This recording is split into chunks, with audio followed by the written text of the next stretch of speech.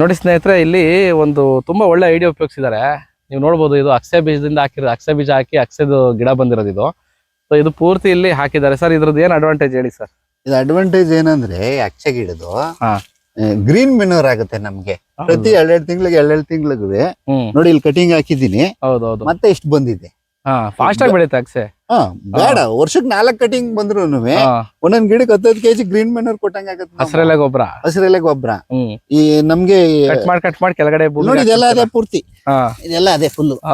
Super sir. ಇದೆಲ್ಲ full green manure ಮಾಡಿದ್ರೆ ಇದ್ರ ಕಡ್ಡಿನೂ ಸುದ ಪುಡಿ ಆಗೋಯ್ತದೆ. ಹೌದೌದು, ಕರಗುತ್ತೆ. ಬೆಂಡ್ ಅದು ಫುಲ್. ಬೆಂಡ್ ಅದು ಆತರ ಆಗಿರೋದ್ರಿಂದ ನೋಡಿ ಸ್ನೇಹಿತರೆ, ಯಾರಿಗಾರು ಅವಕಾಶ ಇದ್ರೆ ಅಟ್ಲೀಸ್ಟ್ ಬಾರ್ಡರ್ ಅಲ್ಲಿ ಸುತ್ತಲೂ ಬೀಜ ಹಾಕೊಂಡು ಅಕ್ಸೆ ಗಿಡ ಹಾಕೊಂಡು ಸೊ ಅದ್ರದನ್ನ ಕಟ್ ಮಾಡಿ ನೀವು ಅದನ್ನ ಬುಡಕ್ ಕೊಟ್ರೆ ಅದು ಹಸಿರೆಲೆ ಗೊಬ್ಬರ ಕನ್ವರ್ಟ್ ಆಗುತ್ತೆ. ಬೆನಿಫಿಟ್ ಏನ್ ಗೊತ್ತಾ, ಸೀಬೆ ಸ್ಪ್ರೇನ ಕಮ್ಮಿ ತಗತ್ತದೆ.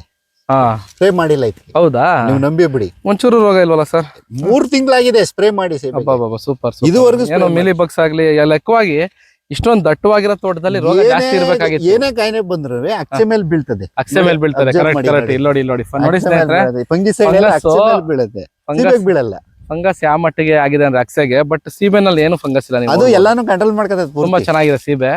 ಸೊ ಇದೇನು ರೈತರು ಏನ್ ಹೇಳ್ತಿದಾರೆ ನೋಡಿ, ಇದು ಒಂದು ಹೊಸ ಎಕ್ಸ್ಪೀರಿಯನ್ಸ್, ನನಗೂ ಗೊತ್ತಿರ್ಲಿಲ್ಲ.